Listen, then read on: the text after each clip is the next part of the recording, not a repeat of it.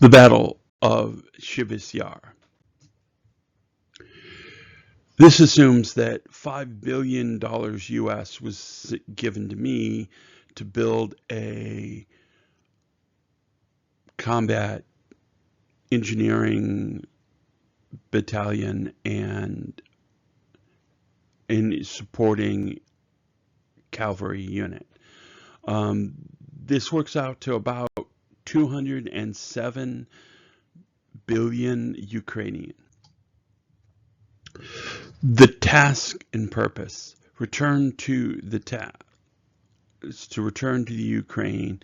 My experience in combat engineering, being a Red Force, the use of blockchain, AI, and augmented military applications. The purpose is to win the war for the Ukrainian side. Me in Donetsk and an American translator. The first thing we need is an AI server. They go about $3 million, and there'd be in a solar office like this. We'd also need Ukrainian command staff and translators. We would be using augmented reality to control smart weapon systems. Now, China has smart weapon systems like this, but the United States has gone for non-weapon systems robots. These would control, augmented reality would control these robots. We would replace the guy with a smart weapon system. One thing that I predicted was drones, but I didn't predict the amount of drones that the Russians would use. And so we would add counter unmanned aerial vehicle systems. We would be building ogre tanks, not like this, but for engineering. To build these tanks, I would need to hire translators. Sergeant Olga Duncan climbed almost 100 stairs to get here. Looking into the dark access hatch, she put her finger on the doorway. She could feel the cold, sharp steel edge. Both her husband and son had died in the past years fighting. Her son's school had been hit by a Russian cruise missiles. She was more angry and sad, knowing she probably would not live till tomorrow. Using her torch, she found her way to her seat and powered on the beast. She heard bolts screw her tight, locking in her tomb. A bank of monitors came on. She said, Chasiv Yar, report in. Sorry for butchering the Ukrainian. They had taken her 250-ton dump truck and added 100 tons of armor and a huge mine plow and machine gun pillboxes. Looking at the first screen of a Alpha Bravo, she heard come over the radio as each of her pillboxes reported in. She rotated her camera looking at the top left pillbox. She had all new American 50 caliber Maduses. Returning it to her forward corner, she was protected by 3 machine guns, pillboxes each side. Finally, the quartermaster reported in. Raising her front prow, she pressed forward. It seemed like an eternity till her machine started rolling forward. Looking at her Ford GPS screen, she could smell wet concrete. She looked at the laser passing a few feet to her left. She adjusted a few degrees north. Her tires had been filled with foam. The first Russian mine was hit, causing a deep clang as machine guns. Her machine was named Alexander after her late husband. Not fast, but more machine's torque could clear any of the obstacles in her way. She looked at the tire camera. There was a lot of smoke, but everything looked fine. Pressing the transmit button, Lion, Liva, Kope. Crossing position Alpha, over. She could hear the ping of machine gun fire, but Alexander was crushing the dragon's teeth in front of her. She switched to the side camera and watched tracer fire rake the invaders' trench lines. But Alexander filled the enemy trench line and made an opening that could be followed. Each of the pillboxes had a team leader, a gunner, and a loader. There was also technology specialists in the back. We would be supported by an armored brigade team. The engineering unit would have supply trucks backing us up, providing ammo and other supplies. There would be a battalion support team also backing us up.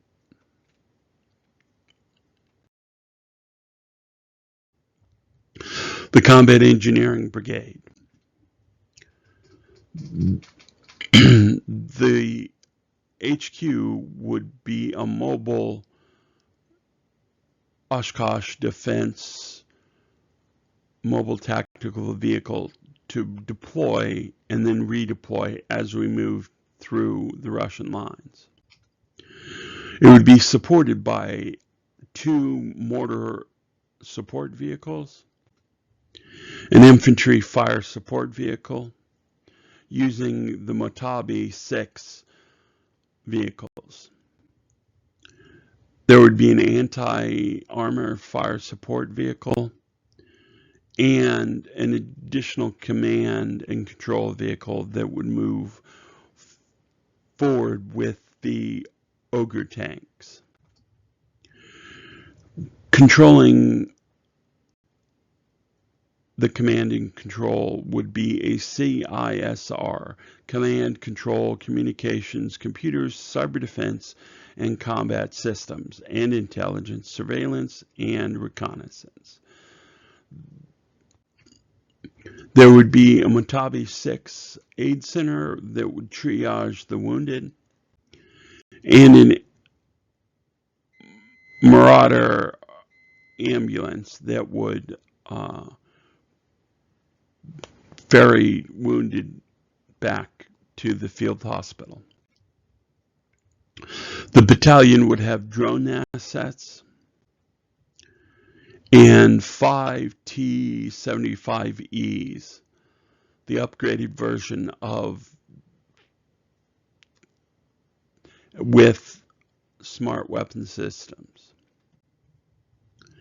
There would be a Marauder recovery vehicle for the drones, but each squad would have a DJI Mavic 3 Pro drone. There would be 2 Zu-23 anti-air vehicles and a BDMR-29P133 anti-armor vehicle. The first company would be a little different. I would have translators.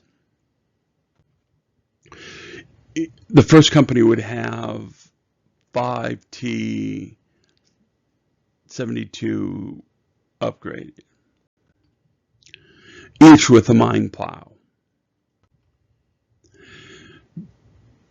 Each of them would be backed by a OT-6 Schnatt armored personnel carrier. But it would have a smart weapon system.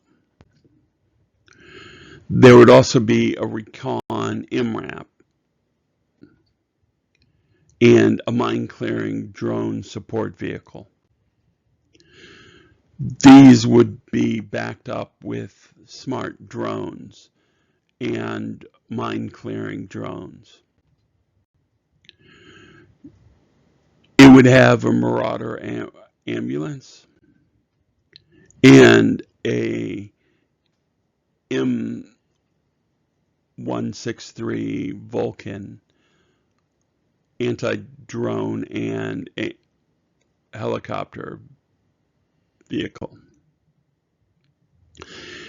There would be an ANTW-6-1 Avenger for anti-aircraft. There would also be a Giraffe AMB to track the incoming aircraft.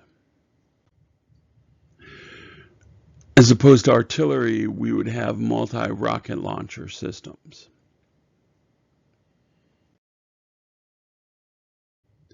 The Combat Engineering Company.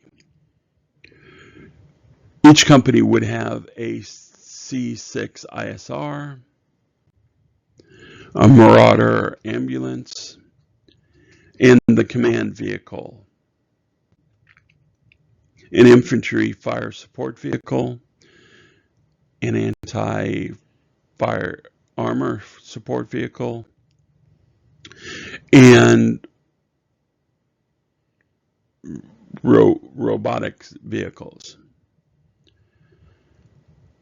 There would be a cyber resistance platform intrusion detection with mound plow, an anti-armor support vehicle. The main thing would be these Ogre vehicles, which would start with a 250-ton dump truck, and then, like I said, we'd up-armor it. We would also have Caterpillar D9 plows that would be up-armored. We would have vehicle recovery, and the supplies would be with these heavy extended mobility tactical trucks.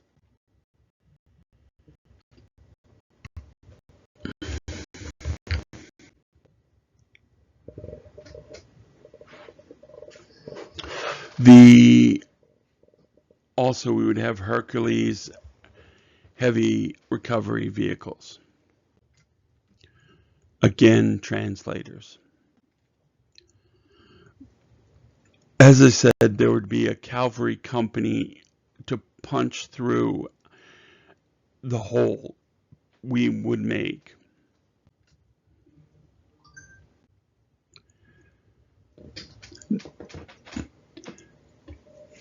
Nikolai and Malchich, even though Malchich was older than Nikolai, they called him because he still had a baby face. When they reached the first point, there was a hole, but no one was left. They turned to face the Russian border. Boy entered the location where on his sat phone. There was a small farmhouse. They dismounted from the electric motorcycles, and Boy reported as Nikolai checked his AK.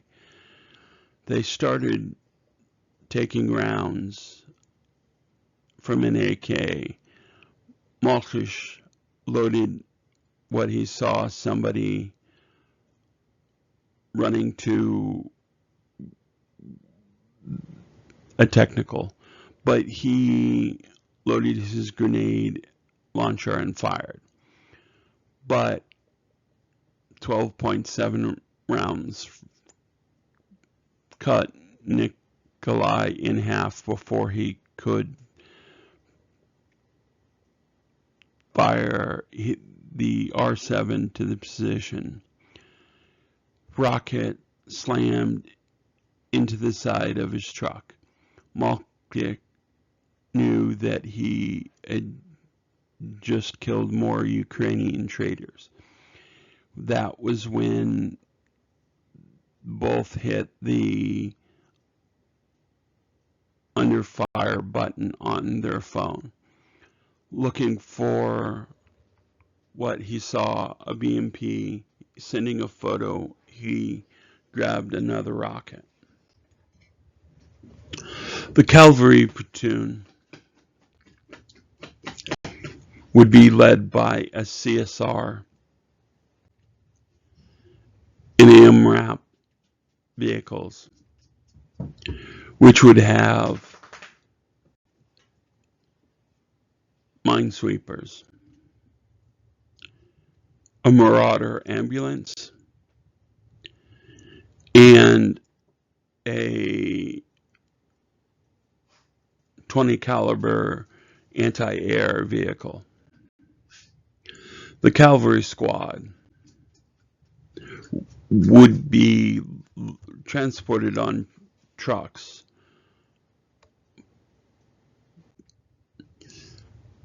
Each squad would have a machine gun ATV and 2 bikes.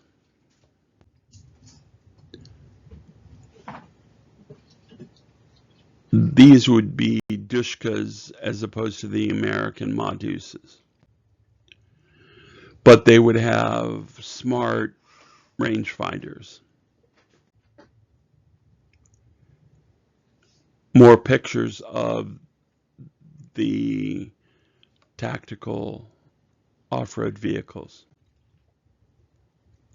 And these are the electric bikes and electric ATVs. The squad would have a total of 8 on bikes and 3 ATVs. Thanks for listening. Like, subscribe. You can catch me later.